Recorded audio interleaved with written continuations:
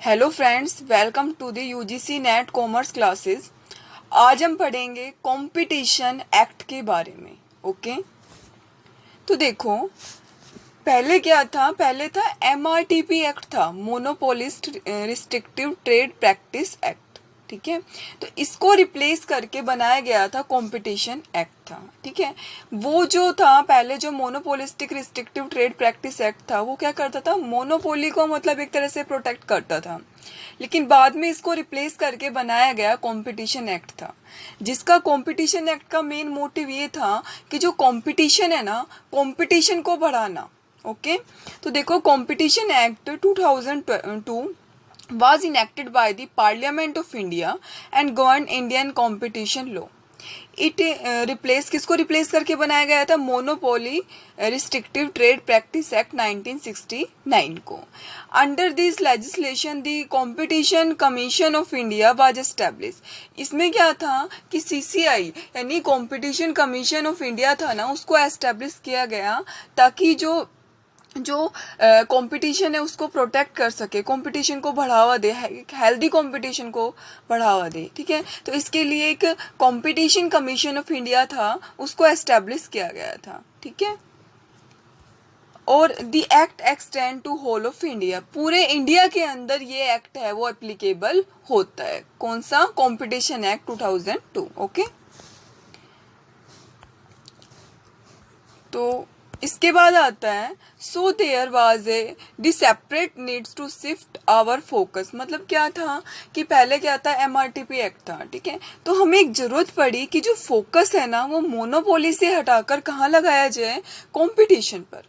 ठीक है, hence a new law has been enacted and published in the gazette of India on 14 जनवरी 2003। तो एक न्यू लॉ बनाया गया, एक न्यू लॉ इनेक्ट किया गया। ठीक है, for bringing competition in the India market, ताकि जो इंडियन मार्केट है उसके अंदर एक कंपटीशन है उसको क्रिएट कर सके, एक हेल्दी कंपटीशन है उसको क्रिएट कर सके। ओके, मेन मोटिव क्या था, मेन मोटिव इस एक्ट का यही था कि कंपटीशन को प्रोटेक्ट करना और जो कंज्यूमर है, जो कस्टमर है, उनके इंटरेस्ट को प्रोटेक्ट करना। Okay, The main motive of this act was to promote the competition in the Indian market so that the interest of the customer can be protected and ensure freedom of trade carried on by participant in the Indian market. अब देखो about competition commission of India. तो competition commission of India के बारे में जानते हैं कि India's official anti monopoly body the competition commission of India. Anti monopoly body मतलब जो क्या करती है, मोनोपोली को मतलब बढ़ावा नहीं देती है। ठीक है, तो the India's official anti monopoly body the competition commission of India had finally become operation from, मतलब कब ऑपरेशन से आई, कब एक ऑपरेशन फ्रॉम मतलब कब से इसने काम करना स्टार्ट किया, लगभग इसने किया था 20 मई 2009 से। ठीक है, it is an independent body and responsible for, मतलब ये क्या करती है, इन्वेस्टिगेशन करती है merger acquisition and pricing strategy by the different company. देखती है जो डिफरेंट कंपनी है उसके अंदर जो मर्जर है, एक्विजिशंस वगैरह है, अमलगमेशन है, कौन सी प्राइजिंग स्ट्रेटेजी अडोप्ट कर रखी है। ठीक है, तो इसके बारे में इन्वेस्टिगेशन करता है कौन, competition commission of India. Competition commission of India has replace the monopoly restrictive trade practice act है। तो हमने पहले ही पढ़ गया, जो एमआरटीपी एक्ट था 1969 था, उसको रिप्लेस करके बनाया गया था क्या, competition commission of India.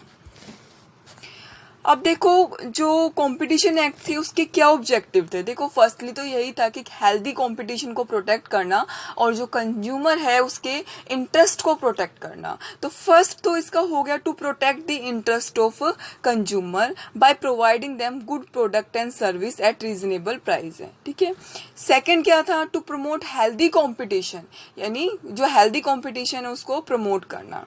Third क्या था, to prevent the interest of smaller company और prevent the abuse of dominant position in the market, यानी जो छोटी छोटी कंपनियां हैं उन कंपनियां के इंटरेस्ट को प्रोटेक्ट करना। ठीक है, ऑन प्रिवेंट मतलब क्या होता है, जो डोमिनेंट पोजीशन है ना उनको ख़त्म करना। जैसे एक डोमिनेंट पोजीशन का मतलब क्या है, मोनोपोली है ना, मोनोपोली को हटाना, मोनोपोली को ख़त्म करना। क्योंकि अगर देखो मान लो कोई एक बड़ी इंडस्ट्री है, उसकी अगर मान लो उस प्रोडक्ट बनाने के अंदर मोनोपोली है, तो जो छोटी कंपनियां हैं वो तो आ ही नहीं पाएगी, है ना, वो तो इंडस्ट्री के अंदर एंटर कर ही नहीं पाएगी। तो इसके लिए इसका जो मेन मोटिव था वो था डोमिनेंट पोजीशन है ना उसको ख़त्म करना, ठीक है, और कंपटीशन को बढ़ावा देना। उसके बाद है to prevent those practice which have adverse impact on competition in the India, यानी वे सारी जो एक्टिविटी जो कंपटीशन के ऊपर एडवर्स इम्पैक्ट डालती है उसको ख़त्म करना। To ensure freedom of trade in the Indian market, जो इंडियन मार्केट है उसके अंदर क्या करना, फ्रीडम को बढ़ावा देना, मतलब एक हेल्दी कंपटीशन, एक स्वतंत्र व्यापार है उसको बढ़ावा देना था।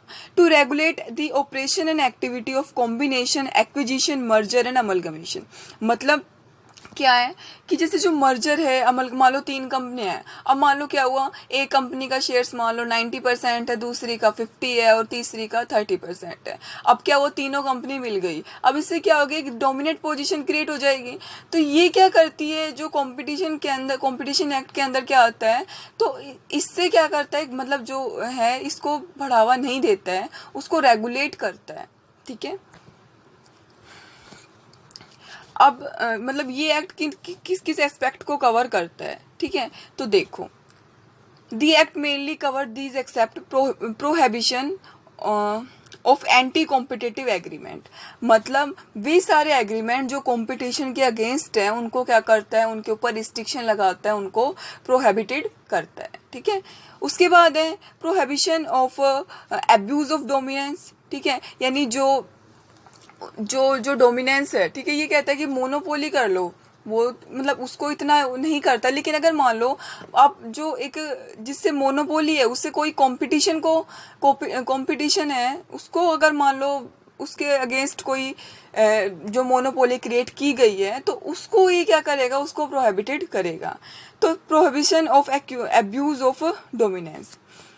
रेगुलेशन ऑफ कॉम्बिनेशन, मतलब जैसे ये मैंने आपको बताया था, मान लो 3 कंपनियां, एक का शेयर 90%, एक का 50%, एक का 90 है, एक का 50 है और एक का 30 है। अब क्या हुआ, तीनों कंपनी क्या हो गई, मिल गई और एक कंपनी अमलगमेटेड हो गई और एक कंपनी बन गई। तो इसको क्या करेगा, इस तरह की जो सिचुएशन है उसको वो रेगुलेट करता है ताकि मार्केट के अंदर एक मोनोपोली है वो ना बन पाए। Establishment of competition commission of India, इसके अंदर क्या है, CCI है, उसको एस्टेब्लिश किया गया है। Power and function of the competition commission of India, कि ये क्या करता है, इस एक्ट के अंदर ये भी मतलब ये इसको भी कवर करता है कि जो कंपटीशन कमीशन ऑफ इंडिया है उसके क्या क्या फंक्शन होंगे, ठीक है, क्या क्या पावर होगी। उसके बाद आता है एब्यूज ऑफ डोमिनेंट पोजीशन, ठीक है। देखो, enjoying the dominant position will not a crime, ये मैं आपको बता दिया कि भाई डोमिनेंट पोजीशन कोई क्राइम नहीं है, लेकिन but it abuse will be a crime, लेकिन अगर आप इसका गलत तरीके से यूज कर रहे हो, गलत वे से यूज कर रहे हो तो वो क्राइम है, ठीक है। तो वो कॉम्पिटिशन एक्ट के अगेंस्ट है, okay. Elimination reduction of the competition in the market achieve through acquisition merger and amalgamation, मतलब क्या है, आप क्या करें, कंपटीशन को खत्म कर रहे हो, जैसे किसके थ्रू, मर्जर के थ्रू, अमलगमेशन के थ्रू या एक्विजिशन के थ्रू, तो उसको क्या करेगा, रेगुलेट करता है, ठीक है।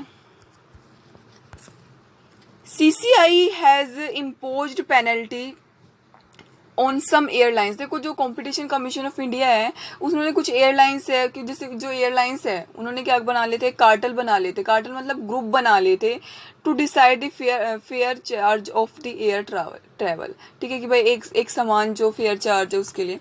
तो ये क्या करता है, उनके अगेंस्ट कुछ पेनल्टी लगाई, ठीक है। तो competition commission of India has impose penalty on some airlines in India for forming cartel to decide fare charge of the air travel, ठीक है।